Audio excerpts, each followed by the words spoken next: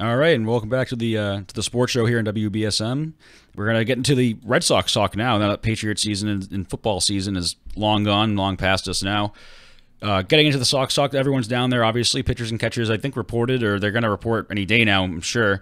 There's a lot of talks about what roster building is going on, what moves are being made. If the Red Sox can actually, hit a ball over the fence this year, in my opinion, as we're going to get into, as you can tell from that. What are your thoughts? What's your outlook on the Red Sox this year, Jimmy? I kind of was negative last week, rather, at the end of our show, saying, I think I said 76 wins, maybe. So how do you counter that? Yeah, I think that definitely, if you're a Red Sox fan, you have to be negative going into this season based on what they've done, or really what they haven't done. So they made two moves in this offseason, two notable moves, and they were just to bring back guys that were on the team last year that couldn't get the job done once they got to the postseason. I know they were a 93-win team last year, and you could be looking at it saying, hey, David Price is going to be back and healthy this year, whatever that's going to do for you. And you'd probably expect Rick Porcello to be better than the abysmal year that he had last year. So you think, okay, maybe even if we keep it the same, we'll be a little bit better now because some of our key guys will be back or have bounce back years. But if I'm looking at it, I'm saying, hey, we have a huge hole to fill, and it used to be filled by number 34, and it's not getting filled anytime soon. Well, that's obvious. That was the case. That was obviously the case last year. I mean, we saw what the Red Sox couldn't produce. What they couldn't do was produce more than a single or a double here and there. The biggest issue I see with the Red Sox is, one, obviously that hitting, and then also the pitching. As you said, Porcello. Talk about Jimmy. Look at the on and off years this guy's had. He had. He was a Cy Young candidate. I know that he won the Cy. He won the Cy. Yeah, that's what I'm saying. Yeah. Wow, it's been a long time since I talked baseball. Then he's been, he won the Cy Young 2 years ago. Then he goes out and has one of the worst seasons I've ever seen. But you know what? The whole time, Tim, during that whole Cy Young candidacy, and when he won, which was kind of a fluke, anyways, he finished with all second-place votes. It was just because Justin Verlander was left off of 2 ballots. That's really the only reason why he did win. Not to take it away from him, but to take it away from him a little bit. If you look at Rick Porcello, the pitcher, he's really, if you want to talk about outliers and consistency, he's consistently been like a mediocre pitcher. He had 1 year where he won 22 games and had a good ERA, not a great ERA, but a good ERA. So if you want to look and say Rick Porcello is going to be a bounce-back contender this year, a guy for or a potential comeback player of the year type of thing, bounce back, got to hold your horses a little bit, because even if he does bounce back, is it going to be as good as it was when he was a Cy Young? I don't think so. Well, I don't know. I know you mentioned ERA also, and I kind of don't want to get stuck in the thought of what we did last year with David Price. Is a good ERA incumbent of a good pitcher, regardless of wins and losses? And obviously, I don't think so. You can have a great ERA, but also that also surrounds the team. It's the team's responsibility. Sure. So what the Red Sox fell victim to last year, Porcello was part of it, and David Price is a different story. David Price just sucked, but otherwise, it was whenever the pitching was great, whenever Porcello, if Porcello had a game or two, randomly throughout the season where he was on, the hitting was abysmal. Or actually non-existent. Abysmal is the wrong word. Non-existent. And it was the opposite way with the hitting too. If the hitting was on fire and people were actually hitting the ball and actually getting home runs and stuff, we'd also the Red Sox would also have to be climbing up a hill of a 3-0 deficit or a 5-0 deficit. Yeah, there's got to be give and take. There's got to be consistency on both ends, and that's something that the Red Sox did struggle with last year, with the exception of Chris Sale. Every time a pitcher went out there, you really didn't know what you were going to get. Eduardo Rodriguez, another case of sometimes he's hot, sometimes he's not. David Price, like you said, is his own problem. Rick Porcello had a down year. Stephen Wright. I'm done with Erod. Are you? What has he shown besides what meaningful games can you even remember from last year or even the last 2 years? No, I mean, that is true. And I know he's young, and I'm not going to cut you off, but I know he's young. But there comes a point, Clay Buchholz was young when he was good here, and then he sucked, and thank God he's rid of him now. Chris Sale's young. Yeah. So I don't buy the whole young excuse for or the whole youth excuse for Eduardo Rodriguez. I mean, the guy has been torched, and he's also a walk machine, too. I mean, he has a big problem with keeping people in the batter's box. Yeah, the biggest thing I see from Rodriguez is the health concerns, too. He's not healthy. He's not durable. When he's on the field, I mean, I've seen him pitch solid games. I've seen him have moments where he looks good. it's can he stay healthy? Can he stay healthy and give you 200 innings or give you close to 200 innings? And that's the problem that really, when you look at the Red Sox right now, if you look at that back end of the rotation, he's one of the key problems there. Can he even be on the field? Not even is he going to be good when he's on the field, but can he be on the field? Because if he's not going to be on the field at all, it doesn't matter whether he's good or bad or indifferent, it's not going to help you. Well, it's the same. Yeah, it's the most important stat in all sports is games played. Yeah. And here's what concerns me with this pitching as well. On RedSox.com, it's also part of MLB.com, there's a projected depth chart of the team. It's updated today. The last time it was updated was today, probably a few hours ago this morning, at some point. And here's your rotation right now. And tell me where you're concerned. Obviously, we know Chris Sale's going to be the number one. This really concerns me. Number two is David Price. That's a concern right there. I'll stop you there. Number three is Drew Pomerantz. Number four is Porcello. Yep, Mr. Porcello. Number five is Stephen Wright, and number six is Eduardo Rodriguez. No, so the last two, 5 and 6, they are where they should be. Stephen Wright was off, knuckleball, you can never really trust it. Blah blah blah. I would personally just flip 3 and 4. I would put. I would still give Pomerantz the benefit of the. I'm sorry, Porcello the benefit of the doubt that he's going to have another. He could have another good season, but if things get shaky early, and swap him. But what the hell is Alex Cora thinking with having David Price at number 2, with the year he had, and with the clearly the inability to handle any sort of controversy, any sort of negativity at all going towards his way? To be honest with you, Tim, I think that when you look at that rotation, the only 2 guys you can rely on if you're the Red Sox are Sale, obviously, and Pomerantz. Pomerantz has actually been pretty good since he's been with the Red Sox. He had a little hiccup when he first got here, solid year last year, and I actually feel like you can rely. I mean, he does have some injury history, but you can rely on him being good. David Price is a mixed bag. You just have no clue right now what you're going to get from him. Even if he's healthy, where's his mind at? He clearly doesn't want to be in a city like Boston. I mean, he's made that pretty evident. So you got those issues. And again, I would stand up on the hill all day long, every day, and tell you I think Porcello is not even close to the 1 year where he had a Cy Young, or where he won the Cy Young. I think that was a huge outlier. But I actually feel comfortable. If I'm a Red Sox fan, I feel comfortable with Pomerantz more than I do with Price or Porcello, regardless of the fact that those are Cy Young Award winners and guys who have like track records of being dominant or having dominant years. Pomerantz is the guy I'm looking at as my number 2. He's your consistent. He's your number 2? He's my number 2 right now. That's it. So yeah, I would do that, but let's see how that's going to happen. Maybe it's one of those things that Cora's doing, as a motivating factor. Maybe he's trying to motivate some other players. Maybe motivate David Price and some other pitchers to get better and take. Well, and the other thing too is we can't put too much stock into what's on here, right? Because a lot of it is just stuff that I don't know how much Cora's sitting here actually saying, well, this is what our team looks like, things and that. The other thing we have to think of too, though, is say this is more of a front office who's putting this out there. They want David Price to be comfortable. They want him to be happy. What's going to make him happy? Listing him as the 4th pitcher on the depth chart, or listing him as the 2nd pitcher? I think that it's a confidence. I don't know. Boost. I think this is just me. Maybe I have an old school mindset when it comes to this. I think somebody needs to kind of, quote unquote, wear the pants in this David Price relationship, and kind of give him a kick in the rear end and show him that we can't rub your feet every single time you're upset. He was lashing out. We all know the Dennis Eckersley situation last year. We all know what happened with him flipping out at reporters and storming out of multiple press conferences. One of the times because they didn't acknowledge his dog or something. Astro.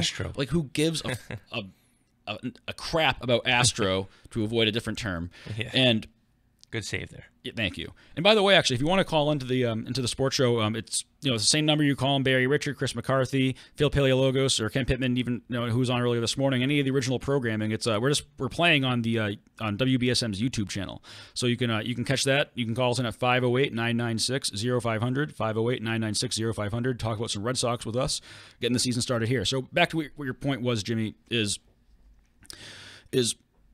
David Price is going to be a problem, with off the field issues and on the field. On the field, it's going to be one, motivating the guy, not be a mental case, which he clearly is. He's clearly a mental case when he's out there. He has to get his ass kissed by every single fan and pretty much get a standing ovation to have a good game, apparently. Sure. And even if that happens, he's done. Have we seen any time in his? This is going to be his 3rd season here now, right? Yeah, I believe so. Have we seen any sort of consistency or any sort of production over a span of time by David Price that could make you say, I'm confident putting him at number 2? I don't know. He had his first year, I think, when he was here, he had like 17 wins, but I also think that was more of a product of the fact that he had the kind of team that he did around him. So I don't know. I don't think there's anything that says. I mean, he had a 3.99 ERA in that first year, 17-9.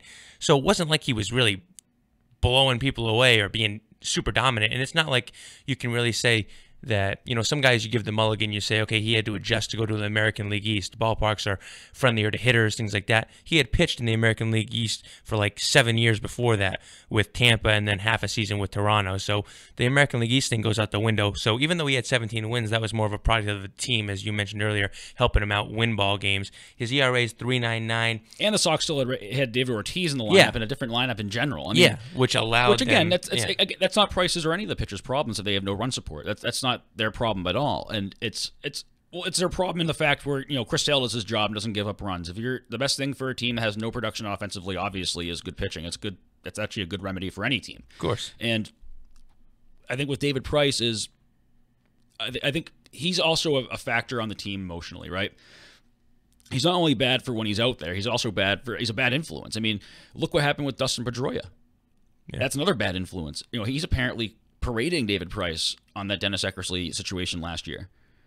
How pathetic is that? And that's apparently the team leader. That's actually the team veteran. Yeah, I think one of the biggest jokes with the Red Sox in general is this kind of idea that Dustin Pedroia is the veteran leader and the kind of quote-unquote captain of the team, when his attitude really sucks. If you look at it the last couple of years, he did have the thing where he was egging on the whole Price situation, or he was yelling, I guess, as well at Eckersley, saying, know your place to a Hall of Fame pitcher who, in my estimation, is one of the better announcers that they throw out there for Red Sox games, who actually tells it like it is and won't sugarcoat things. So, well, it's clear also that the Red Sox in general, the Red Sox upper management, want their own sort of news be produced. They want it's kind of like Pravda in Soviet Union, the truth, quote unquote, the state-run media. Listen, for example, when the station that hosts, that plays their games, WEI, they do Red Sox radio together. Mm-hmm.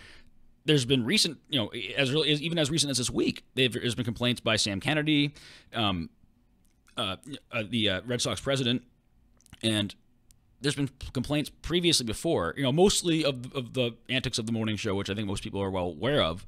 But in general, there's just been general complaints, even with, nighttime hosts or any sort of analyst involved with EEI or any other radio station in the city is being, critical of them.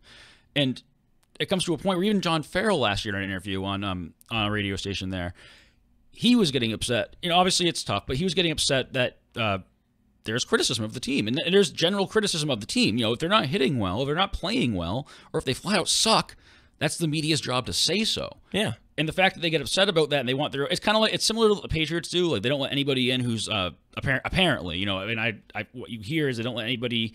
They'll cut your credentials if if you're a negative writer about them, apparently. But there's also negative writers like Ben Volen who go in there all the time. But, sure. I think it depends on how negative you are. Yeah. But speaking of Farrell, though, what did you think? Did you see the stuff this week? Actually, just a couple days ago, Mookie Betts and Bogarts coming out talking about how there was dysfunction last year and things like that. Pretty much saying that it was... Well, no kidding. That it was all Farrell, blaming Farrell. I don't think Farrell did a good job. I don't think by any means he was a good manager, but I don't think the reason why they couldn't hit or hit for power, things like that, was because of John Farrell. So that was a little bit of an interesting way. I mean, I guess that's what you do. You trash the one person who's not there when the team is... What's on John Farrell is the dumb in-game decision. I think Lou Merloni put it the best way. He's the worst in-game manager I've ever seen. Yeah. But also in baseball, it's not really... That's also the sport where managing matters the least during the game, but it matters the most during the season. Meaning, It's a long season. It's the longest season, obviously, by any stretch of any sport. So when you have a group of guys together, as a manager, it's more of the appropriate term than coach. Manager, he has to manage all these ridiculous personalities, as we can see. They're all spoiled MLB players. Yeah, manage the egos. That's basically what it is. If you look at this, just look at what happened this season in terms of, or this offseason, in terms of new managers stepping into jobs. I think the only manager over the age of like 50 that got a job this year was Rod Gardenhire, which I forget where he went. I think it was it the White Sox? Or not the White Sox. I don't know. He was the only one who stepped into a job who's like over the age of 50. Everybody else is young, right? They want younger guys who can connect to the younger players and kind of manage them through the season, or manage their mentalities, their egos, their expectations, things like that. And you are right.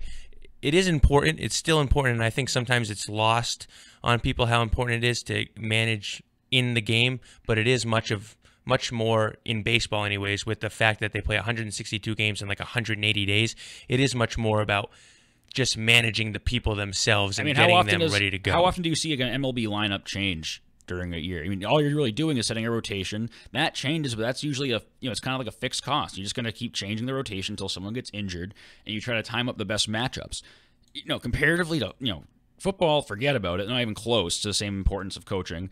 Basketball, it's probably, I'd say basketball and hockey are probably in the middle of football and baseball with that. Yeah. The fact that, they're an influence to a degree, but, hockey's hockey at the end of the day. Or, basketball is basketball at the end of the day. Yeah. The ball's going to go in the hoop somehow. Sure. So, with baseball, it's to the nth degree in that aspect. And I think it's more of kind of like, it's kind of like how offensive linemen are looked at in football. They're only mentioned if they screw up. So if they're not mentioned at all, then it's great. So I think with John Farrell, every time we heard his voice last year, every time we heard his name mentioned, it was something negative about the team, which honestly was probably accurately portrayed as negative to the team. And it led you to believe, and I certainly believe, he had no control. He had no control of that clubhouse. None. Where is it? Where's the proof that there is any control of that clubhouse at any point when you have players coming out saying how it was, there's clearly some sort of stray in the clubhouse. You have David Price flipping out at reporters. Even a Boston Globe beat reporter for the Sox, Evan Drellick, he flipped out at and had a screaming match with them. So those are obvious problems. Now, moving on from just the pitching rotation, because we kind of spent a while on that. I also want to talk about the lineup too, because where can there even be any improvements? I'm going to read you this lineup that they have right here. This is what they're projecting right now. Starting catcher is going to be Vasquez. And obviously, I think, is it Sale who prefers Vasquez? Or doesn't one of them prefer a certain pitcher or a certain catcher? I'm not 100% sure, but I wouldn't be shocked that typically is the way. I mean, you got John Lester pretty much gave David Ross a second breath of his career. Well, exactly. Since the Salto Malakia, and there's been two catcher kind of crews going on for the last couple of years. Yeah. At first base, we have Hanley. I'm sorry. Actually, he's a DH now. He's a DH. My apologies. At first base, there's going to be Mitch Moreland. Second base will be Pedroia. Third, shortstop will be Bogarts. At third will be Devers. So, I mean, I think the infield's all set. Outfield's fine, too. Jackie Bradley Jr., I think at some point he's got to be producing offensively, or else it's going to be, I think it'd be appropriate for a trade talk. Yeah, I mean, there's been his name floated out there in deals again, but I look at it like this. I understand what he brings from a defensive aspect, and he is one of the best defenders at a premium position in the game. But I don't understand. I'm not really sure how much interest there is in him, because he really doesn't do much with the bat. I mean, he has a little bit of pop. He doesn't hit for average. He is a hard trade. He is a hard trade to make. So I almost feel like you can trade him, but what are you getting back that's that much better? I guess that's where I'm looking at it. Like, what deal are you making where Jackie Bradley is your centerpiece that you're going to get and someone else back? Well, it had to be a multi-deal. It had to be a multiplayer package. It couldn't just be him. Yeah, obviously. But you'd have to sweeten the pot, lose something else. Besides Hanley Ramirez, and now he's going to be nice and cozy at DH. Again, even though he didn't do anything with it last year, even though he had some stints at first. I don't know. Where's the confidence in Hanley, first of all? And that's your only power hitter. Look at this team. There's four words that sum up what the problem is with Hanley Ramirez. No more David Ortiz. David Ortiz kept his head screwed on. As we all know, Hanley Ramirez, a very temperamental figure. Very similar to David Price in some aspects, where he seems to be very sensitive. He likes to have things perfect the way it is. He doesn't like to have much change, things like that. He wants to be kind of hand-coddled in some aspects. David Ortiz was that older Dominican player that could kind of help him, keep him even keel off the field, before games, during games, And then in the lineup, just added a lot of protection. You take David Ortiz away from that, and what did Hanley Ramirez do last year? But if you look 2 years ago, he had a great year. He had a big year with David Ortiz. So are you saying that?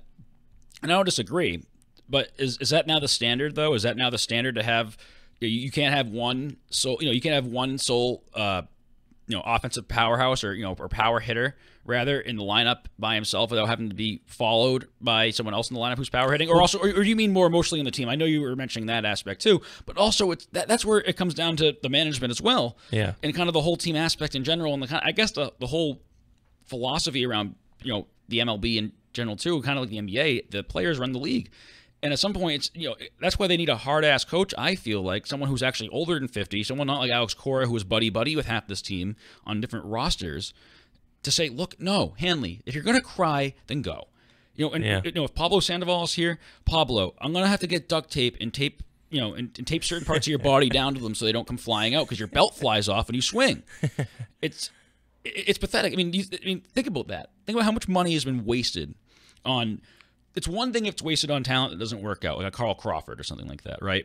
It's another thing when someone just completely is either a complete baby or a complete waste of time, especially on this team, because clearly none of these problems get solved during the season. They don't make any moves during the trade deadline. Well, that's the problem. Kind of what you just said there. It was like, it's not bad. Obviously, you want to spend the money. If you're a Red Sox fan, you want them to spend money and get good players. But you have to do, and I think one of the big criticisms of the Red Sox the last 3-4 years is, how are they spending money? Are they doing enough background checks on these guys? Pablo Sandoval is a guy that comes to mind. Even this year with Cora, when he first got signed, it was like, did they really check all the boxes off with him to see if he was exactly the right guy, or was it just kind of predetermined that it was going to be Alex Cora once the job became open? That's something when you look at and Sandoval's a little bit of a different issue because he's got his whole eating disorder and all that good stuff. But like a guy like Hanley Ramirez, when you signed him to that big deal, you should have known that he needs other strong, mentally strong, physically capable, talented players around him to make him better. Like Hanley Ramirez is not a guy who can make other guys better. So now you're mixing the two, though. Now you're mixing the play and it's one thing in the lineup. If I guess I wouldn't agree with it, but from a tactical standpoint of having you need to have. The only way to have a productive offensive lineup with power hitters is having back-to-back power hitters. There's no way one can be low. That's one thing. But it's another thing to say that he needs to have like a dad inside, or a mom or a dad, or like a little nanny inside the clubhouse. I get that's the point. I get that's reality, and that's what you're pointing out. Yeah. But I just can't stand it. I mean, is there any sort of just self-regard for also kind of I don't know self-liability for the amount of money you're making for this team, from this team? No, and I completely get that. But again, that's where the Red Sox need to face the most criticism, is they obviously didn't think about that.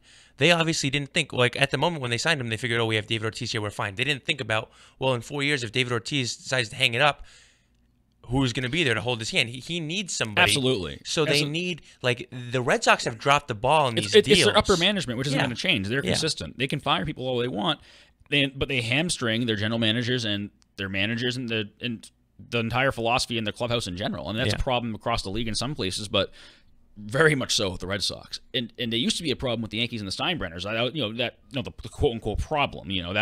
They also got 26 World Series championships before his 10. The original Steinbrenner was done. But there was problems with that. When they had a drought in the 80s and before Jeter came in the 90s, when they were terrible, he was sticking his nose in everything. I mean, how many times do they hire the same managers over and over again? Yeah, Billy Martin had 10 trips. Yeah, that's the thing in Seinfeld. If you've seen when they have George Steinbrenner and George is walking away, he's just he's going to all those managers, and Billy Martin comes up 16 times. Yeah. So, but you're seeing that trend with the Red Sox, obviously. I mean, obviously they had their great success early on, and that was more of just roster building and having Theo Epstein. Yeah. Ever since Theo Epstein left, really, too, in 2011, that's been the collapse. I don't buy Dombrowski. I really don't think that he's going to be the long-term answer here. Yeah. Let me ask you this. What move has Dave Dombrowski made since he's been here? What special move has he made? What move has he made that another GM couldn't have made? A move that he's done that was really special. For one of the highest touted MLB managers in the MLB general managers, he's been very conservative for signing. You know, he got Sale. That's for granted. But that's like a no-brainer, right? Yeah, Anybody can throw the top prospect in Major League Baseball at a team and say, "Hey, give me your best pitcher." Yeah, exactly. That's one thing. Yeah.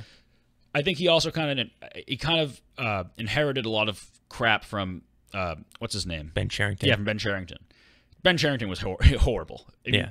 Just blindly signing a 500-pound obese guy who has a chicken wing in his mouth on the plane, and kind of destroying a roster in the process too, without even preparing for the departure of David Ortiz. And what have they done this offseason? That's another thing. With the conservativeness of Dave Dombrowski with making any sort of moves, what have they done to improve this lineup and get you more power? Nothing says... They play at Fenway Park. Yankees now, current Yankee Stadium and Fenway Park are probably two of the easiest places to hit home runs in the entire country. And I'm including some high school parks in that. I mean, the new Yankee Stadium has a jet stream that picks your home run balls up to right field. And Fenway Park is the shortest field. It's short. I mean, if you're an MLB player, a pop fly gets it over. So how the hell do you have the least amount of home runs in the entire league? Well, Tim, nothing quite says a good power hitter like bringing back Mitch Moreland on a 2-year deal. Oh, yeah, exactly, yeah. He's a real juggernaut in the middle of that lineup. It is surprising, and they've missed the ball. I actually don't. Now, I'm not a Red Sox fan, but if I am a Red Sox fan, if I'm any Red Sox fan out there, I'm actually not that upset about the fact that they don't have JD Martinez on their team right now, because I don't think you should be paying what he wants to be paid for him at this point. But they need to get somebody in there. It's just, I mean, Mookie Betts led your team in home runs 24 last year. We have Brock Holt playing. He shows up in 6 out of 9 positions in the field. He's also the head. He's also a head of marketing for the Red Sox. He also wears the Wally costume when he's not playing. He goes around and he hangs out with the kids and takes pictures and stuff too.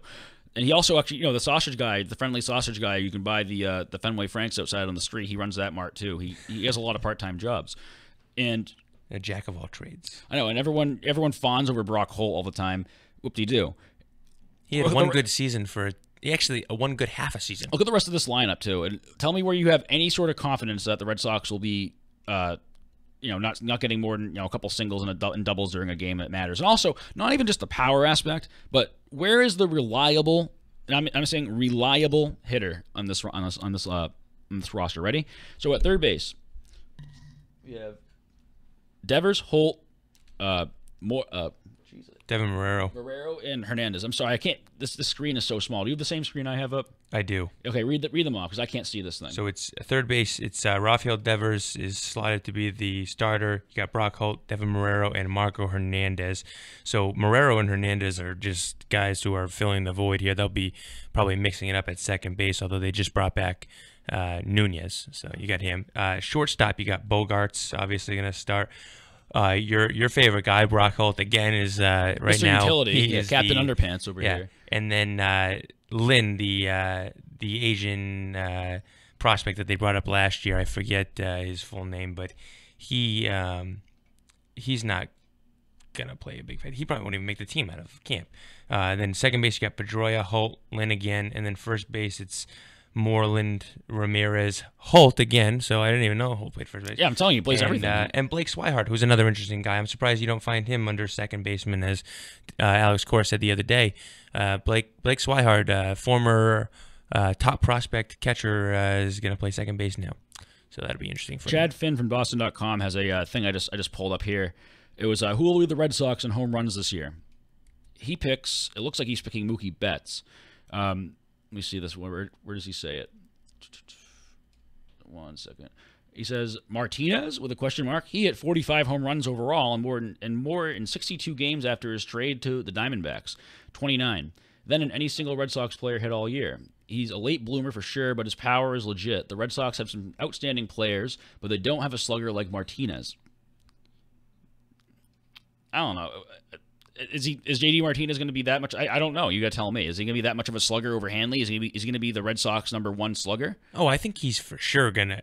If you put JD Martinez on this team right now, he is your power hitter. He's your number 3, number 4 hitter, probably number 4 hitter. He's a guy who's instantly going to be, like in an article like this, he's going to be your dead giveaway #1 answer. I just don't know if he's going to be able to do that for the next 7 years that he wants Finn to get paid. says if and when they do get him, he's the easy choice to lead them in homers. So he obviously contends with you. Mookie Betts led the Sox with 24 home runs last year. 7 fewer. Putrid. That's pathetic. Again, Betts led the Sox at 24 home runs last year, 7 fewer than he hit the season before. I suppose TB12 disciple Hanley Ramirez, who hit 23 last year, also 7 fewer than the year before, could do it as well. 23 home runs for Hanley Ramirez. What are you doing here? What are you doing here? You want to play DH and you're giving us 23 home runs? And he has the audacity to keep complaining about it? Yeah, it's a head scratcher. His entire he needs coverage though. He does need coverage. There's no, I mean, his only coverage is Mookie Betts. Mookie Betts, whose batting average dropped like 30 points last year. He hit 5 less home runs. It's tough to do it. In Hanley's defense, it is tough to do it when you're covered in the lineup by Mookie Betts and Mitch Moreland. You're not going to get the same pitches you got when David Ortiz was hitting in front of you, or when potentially JD Martinez is hitting in front of you. But yeah, 23 is pathetic. You should be in a game where we've had the steroid era, and more home runs were hit last year than in any season in the history of Major League Baseball. Well, when you say with Hanley Ramirez, wouldn't it kind of be the case anyway? He's going to get different pitches. If you're clear, if you're he wasn't clearly a power hitter last year on those standards. But if you're Hanley Ramirez, you're known as someone who can produce power if he gets a good swing on the ball. Yeah. Are you going to get different pitches anyway? Especially if your roster sucks. It's kind of so it's kind of like that's his job. You got to deal with it. Again, I know it's going to be tough. It's a different position, different. Yeah. But he's also the one vying for it, trying to prove that he can do this. So no, that is true. And at the end of the day, he's got to step up. He's got to be, whether he's the only guy or not, he's got to step up. I'm not trying to sound like a little cheerleader on this. I know it can sound a little layman, but that really, it's kind of like how, a lot of times on you hear people talk about politics. The host usually tells people to, go to your local politician and give him hell on whatever issue this is, right? It's kind of the same thing. If you look at like the Red Sox kind of politically, it's like, if the fans are the people who are voting for them, which kind of in turn they're paying their paychecks by going to these games and watching them on TV, if I was a Red Sox fan, I'd be raising hell about that. I'd be, however you can do it, whether it's on social media or at the game or whatever. I'm not saying go crazy and start a riot, but that's what I would be voicing my opinion on mostly, showing frustration on as a fan base mostly, is the fact that you have a guy who's, been nothing but really a pain in the ass for the last few years he's been here, and he's costing a ton of money. He's being paid to do one thing that he's not doing, like the rest of Major League Baseball is doing. Hit the ball. No one can do that in the Red Sox, apparently. We all want all the Red Sox management wants is guys that look cool on a baseball card, who can make really nice catches in the outfield. He's like Torrey Hunter. Isn't that amazing? Well, actually, no, Torrey Hunter could hit sometimes. Hey, Torrey Hunter was a solid baseball player. Let's not forget that. Yeah. So how do you think they're going to match? How do you think they're going to stand in the AL East? And before we get to that, also, if you're just tuning in, also you want to call into this program, we're on the WBSM YouTube channel. You call the same number that you call into the original programming during the day or on the weekend with the original host. With Chris McCarthy, Barry Richard, Phil Paleologos, and Ken Pittman. The number's 508-996-0500. Call, give your opinion on the Red Sox season. Celtics, Bruins, Patriots, how they collapse. Call up and tell me and Jimmy about it. So back to what I was going to say is, in the AL East, how do you think they're going to match up? I don't think the Red Sox are going to be in first place. I think that belongs to the Yankees. Sox might be dancing between, if they don't do anything, have any sort of if this year's a continuation of how last year kind of went, staying up in the standings, but just not kind of just being that stagnant team. I see them dropping. Actually, I think they're going to probably be at third place. Yeah.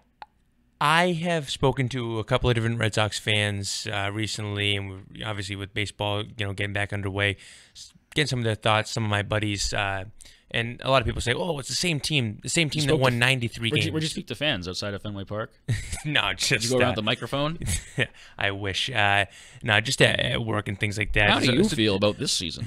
Actually, no. Just a quick side thing. I was actually my dad found a thing in my grandmother's attic, and I showed one of the things that people, the WBSM staff. There was an old, pamphlet from the '70s of New Bedford and had like a WBSM ad. But another one of them, my grandmother also saved. I think my grandfather might have did before he passed was like sport, the old sporting things of the day. Old the game manuals or any sporting magazines. And I saw one of them, and it was I forget what player it was. It was a player no one would remember from the Sox in the '70s, and it was and it was a little profile, and it was like rookie, Jimmy Wilkins thinks that having premarital relations and skipping church on Sundays is groovy, and and that was like his player profile. But maybe that's the case with Hanley Ramirez too. Maybe he likes to skip church on Sundays too. Who knows? I don't know. But back to that. So I basically what I was getting at was a lot of people think that because it's the same team, and then like we had mentioned earlier, you're going to get presumably a full season of healthy Price, and Porcello is a former Cy Young winner. A lot of people think, well, yeah, they'll stick around that 93 win plateau. Looking at Fangraphs has them at 93 wins. Baseball Prospectus has them at 87. I personally think they're closer to Baseball Prospectus than they are to Fangraphs than they were to last year. Not so much because I think their team has gotten that much worse, because I think there is some truth in the fact, well, you've kept your team. You have pretty much the same exact team you ended the season with that won 93 games, and you do have Price, who has the pedigree of being a top-end guy if he can figure it out between the ears and get that all. I still don't buy it. I'm done hearing that. I don't buy that anymore. Well, so I think they still could be a decent team, right? But I think what the difference is that the teams around them have gotten better. Like the Yankees have gotten flat out better. Yeah, it's an arms race. Yeah, so let's say that the Yankees, they play each other 19 times a year. Let's say that the Yankees were 11-8 against the Red Sox last year. Well, they've bolstered themselves. Now you could think, hey, maybe the Yankees finish 14-5 against them this year. So that's 3 more wins that now the Red Sox don't have and the Yankees do have. And then you talk about teams like Toronto. Toronto, I personally think, has gotten a little bit better. They're dangerous. Yeah, they've got some decent players there in the middle of their infield. They've got some decent bats on the corners, some decent or they got, Donaldson, who's a solid player. Justin Smoke had a big year last year. And they have the pitching. It's a matter of if it stays healthy. They have some front line starting pitching that can scare you. And they're not going to be they're going to no longer be the kind of stagnant third place team. I think they're going to switch that role officially kind of with the Red Sox if nothing's done. Yeah. Again, people always think like, oh, they won with a similar lineup in 2013. Absolutely not. They had a lot of power in 2013, and that was also kind of a fluke. That really was a fluke. That was a fluke year. Taking away, I'm not taking away from what happened with the Boston Marathon thing and how it, that's all, that was great, and that's all great. Probably was an awesome, great inspiration. I know it was a great inspiration. You just know it. But it also, if you take that away and look at the season tactically, that was a fluke. It was like Johnny Gomes, Jared Saltalamacchia, the ghost of Shane Victorino. Right. It was not. It was much more of a fluke, and it was after the disastrous 2012 season where they tore it all down, got rid of all the big time guys, and it just worked out in their favor. But yeah, this team is not. And this team's worse. They're way worse. Yeah, they would get smoked in any sort of series against that old team, and they're going to get smoked against the Yankees probably. I think I don't know when they first play them. I had the Sox schedule up here somewhere, and we pull it up real quick. I think it's the end of April, but I'm not 100%. Actually, no, they play him. Well, that's spring training. Of course, they pull that up for me. Let's see Yankee schedule. 1 second. Yeah, whatever. I can't find it right now, but I think I saw on the Sox they're playing the Twins first, maybe the first game of the season. I'm not sure. It might be that. But if whoever they're playing, it's unless they're playing a garbage kind of team like the Rays or something, it's not gonna be pretty. Again, I'm not trying to make it sound like they're gonna be have like 3 wins. They're gonna do all right. There's gonna be even some points of the season, maybe even early on, is that sometimes the Sox have that habit of producing early in the season that we're gonna say, oh, that's gonna be a great team, and everyone's gonna be all hunky dory until about July when there's a huge hitting crisis and no one's hitting anything, and then the pitchers are giving up every single run every single inning and can't get off the field. So the Yankees and the Red Sox square off for the first time actually April 10th. It's at Yankee Stadium, or is it? No, sorry, it's in Fenway. So that'll be interesting. Those first 3 games, and it's going to be early on. They start the year with Tampa, by the way. They actually open up in Tampa, and then they open up at home against Tampa. But they'll play the Yankees the 10th, 11th, and 12th, and those are going to be interesting games to look at, just to see, because it's really going to come down to, like I said, I think the Yankees got substantially better. I still think that the Yankees have areas where they can improve, but the Red Sox didn't get any better. They stood the same. So how can you say that a team that stood the same is going to just have the same exact season and be number one and be top in the division again? You can't do that. So here's their first games. Again, spring training is going to be a little late. Spring training is going to be a determining factor. Probably the last couple games in that spring training will be on how you can probably project them to do. But if they don't get off to the right start in the first, I'm telling you, the first game, they're at Houston the first game. So that's and they didn't really do well. They didn't do too well against Houston especially in the postseason. I think they played them in the postseason last year, right? They lost 3 games to 1. Yeah, exactly. Yeah, so you have Houston the first game at Houston. Then you travel to St. Louis to play the Cardinals. Then you have the Yankees at home in Fenway Park. Then you have the Orioles. That's a little bit of a break. Then you have the Rays and the Phillies. That's a nice break too. But those first 3 games, I mean, not that falling to 0-3 is the biggest deal in the world. Obviously, it's minuscule. But that's a pretty that'll give you a good indicator, I guess, if you want to look into the season. Tell me if I'm wrong, but I think that's going to be a good kind of preview of those first 3 games of the actual season to see how it could pan out. That's the preseason. Where is it? That's the preseason. They don't start. The regular season starts on the 29th. It's the Rays. Yeah. But again, You're right. I'm sorry. Wow, I'm an idiot. They still should start off on a good foot, right? The Rays are an okay team, but after the Rays, they play, I think, 4 against the Rays, and then they play 2 against the Marlins. So if the Red Sox don't get off to a start of something like 4-2, I'd be a little worried. Yeah, Jeter's Marlins. They're facing the Tampa Bay Rays, who are okay, and we'll see. I actually think the Rays are going to be a little bit better this year than they were last year. Who do they acquire? Who do they really acquire to even get better? They haven't really acquired anybody, but they just have some decent pitching. They're going to have a full season of Wilson Ramos, who's a guy who I think is pretty good behind the plate. He came back at the end of last year off of the ACL injury. They did trade Longoria. They've lost Longoria, but they have Matt Duffy, who will hopefully be healthy. He had a Rookie of the Year type season a couple years back for the Giants. They're going to be dominant? No, but I think they're going to be a team to contend with in the ALE. Well, we're going to start seeing moves in the ALE. How it's going to be shaping out at least very early on. Their first 3 weeks are AL East teams: Yankees, Orioles, and Rays. And then they go over to play at Los Angeles. That'll be a pretty good matchup. You got Toronto again, who's going to be coming back to the AL East. You can kind of finish off with the Rays. Then you go back. My interest is on April 30th against Kansas City. They're going to be at home against the Royals. That's going to be, I think, that'll test the lineup at least. They're going to be facing some pretty good pitching. That'll be a good test for that lineup also. But all right, well, I think that's pretty much all we can say now. I guess unless you have anything else on the Red Sox to add or anything on the season to add. No, as of right now, I think we just gotta give it a little time. The team rolled in, or pitchers and catchers rolled in this week. Price had his little moment with the media. A couple other guys did. We'll have to give it a little bit of time. Next week, I'm sure there'll be more things to talk about as preseason play is going to get underway, and we'll be able to kind of dive into it more, see how a couple of the guys perform in their first opportunities. But for right now, I think that's all as far as we can go, really, with them. I mean, again, I don't think they're going to be close to the same team they were last year. No, definitely not. And I'm just trying to find one thing before we just transition to a little bit of Celtics and NBA talk, just to close out today. We're gonna jump really into that tomorrow.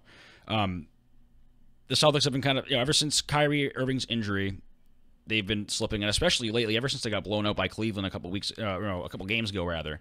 Can they turn it around? Is it more of just making sure everybody's back to full strength, and that's the solution? I think they might have been figured out by now. What's your thoughts on it?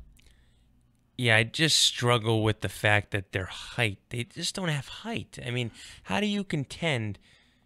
They don't have any. Their big guy is Al Horford. He gets 4 rebounds a game. They don't have the height. The last 2 losses, or the last 2 games of actually they lost the last 3 games heading into this week's All-Star break. The last 2 games, or last 2 losses, were the most points they've given up all season. They lack height, and they also have a lot of young guys. Can those guys continue to play as big a role in the second half of the season? And it's probably like something like 20-something games. It's actually pretty skewed in the NBA like that. The All-Star break is not even close to the midway point of the season. It's really towards the tail end. So it actually is towards the end. They do it by, I think, by month because the playoffs take so long, so they probably just pan it out that way. But yeah.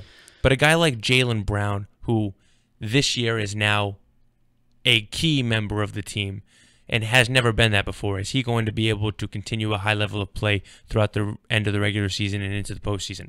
I don't know. I have questions about that. Same thing with the rookie. I'm drawing a blank here. Tatum. Yeah.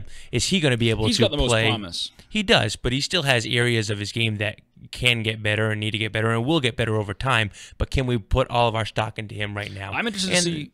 I'm sorry, keep going. No, good. Oh, I was going to say, just again, the height is. I mean, you're relying on Aaron Baines, who is not going to play big minutes in a playoff series that you're going to win. And Al Horford, who's really not the most physical out of big men for the Celtics. And he's a small big man. And then you bring in Greg Monroe, who's not the same Greg Monroe he was 2-3 years ago. Right. You're taking a flyer on a guy who might do something, but also probably likely won't do much. I'm interested, honestly, in how Cleveland's latest transactions. They blew up the whole team. Isaiah Thomas went down to L.A. Of course, he had 28 points off the bench his first game there.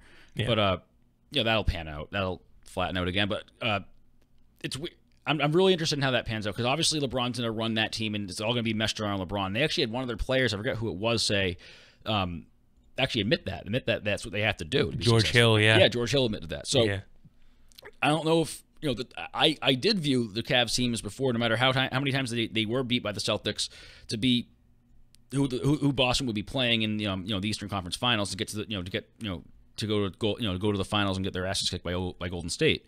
But I'm thinking that this team could probably be potentially even better. I think LeBron made the right moves here, and I think they're going to be in the way. I will say, looking at the rest of the East right now, like the Raptors are the best team in the East as we head into the break, with one more win than the Celtics, a couple less losses. The Raptors don't scare me. They haven't done anything in the postseason the last couple of years. They give you no track record to say they really should scare you, right? So they really are a product of their environment with the kind of their scheduling, and they are kind of just regular season heroes, honestly. Yeah. And then you look at the Wizards. They're in 4th right now. They don't frighten me a lot. No. They haven't done anything in the postseason.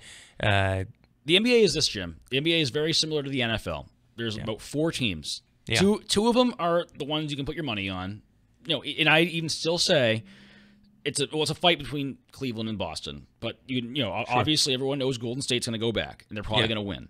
It's the same thing in the NFL. You have the Patriots, and you have someone from the NFC. Take your pick. That's why I think it's kind of. I don't know. You don't even really have to list off the other. I'm not saying you don't have to, but I'm saying listing off the Wizards. Is there anybody else even down, south of Washington D.C. that anyone's worried about besides Golden State? That's the thing. Looking at it now, like the Raptors, the Wizards, those are the only teams that are close. It's going to be the Celtics and the Cavs. It's going to come down to the Celtics and the Cavs, and you can't even not the Pacers. The Pacers. The Pacers are the 5th seed in the East. That should tell you all you need to know about the Eastern Conference. They are 5th place. It's so bad. It really is. There's no competition. I mean, that's why I always say it. Maybe I haven't said it on the air here, but I've always said it to my friends and everything. I wish I was old enough to. I wish I was this age in the 90s or 80s basketball. As a basketball fan, there was competition. The players were combining to make super teams. And again, people always say, "Well, Jordan had Rodman and him." Yeah, but they also were naturally acquired. As in, that's how the business worked out. They didn't text each other or call each other and say, "Hey, let's just make a super team." But anyway, that's getting a little off track. We're going to ask all these questions to Devin Clements. He works for the Standard Times, but he also works for CLNS Media. Devin Clements is CLNS Media. He's an NBA reporter, covers all things NBA, Boston Celtics. Very good writer. Knows a whole lot about the sport, knows a whole lot about going on, the ins and outs of the league. And we're going to have him on next week. We're I'm hoping we can get him in studio, but if anything, we can at least get him on the phone. If you want to also call him, we might even have time to have you ask him questions about the NBA and how the Celtics fared during the postseason. Answer some of the questions that Jim and I can't answer when it comes to certain matchups, that Cleveland may have when the Celtics, as we all know, it's unless he has something else to tell us, we all know it's inevitably going to be Celtics versus Cleveland in the final round for the Eastern Conference. So it'll be good to have Devin on next week. We already confirmed that with him. So if you want to tune in next week, you can give us a call talk to Devin. Number's 508-996-0500. This is The Sports Show. I'm Tim Dunn. He's Jim Wilkins. We'll see you next week.